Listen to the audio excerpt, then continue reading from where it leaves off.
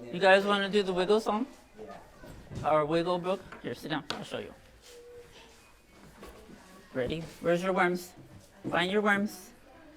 5 little worms are sitting in the garden. 1 tunnels underground. Then there are 4. 4 little wiggle worms playing in the garden. 1 tunneled underground. Then there was 3. 3 little wiggle worms playing in the garden. 1 tunneled underground. Then there was 2. 2 little wiggle worms playing in the garden. 1 tunneled underground. Then there were 1. 1 little wiggle worm playing in the garden. He tunneled underground. Then there was none. They all went underground to eat. What we do is when we find a chant or a book, we usually get the vocabularies. We pull the vocabularies out of the book or the chants.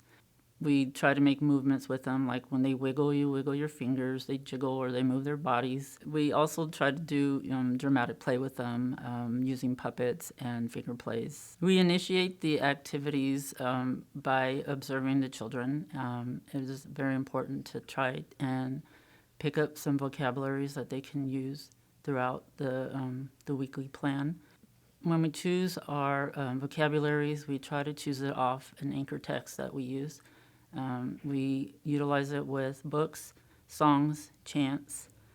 We post them throughout the classroom so that we are able to speak with them throughout the day. While the children are playing, it catches their eye and they start using it.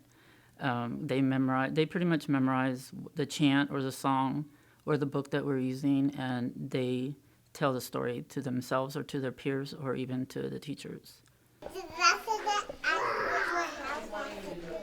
Yesterday, you had some worms at your house? Did you find them? Where did you find them? Where do worms live? In the garden. What do they eat? They eat dirt, when they're hungry. What happens when it rains? The rain comes down on them? They make puzzles.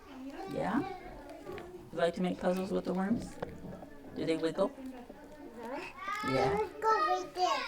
How? Show me. You wiggle like that on your hand? Does it tickle your fingers? Yeah, when you touch them. Using repetition is very important with our toddlers.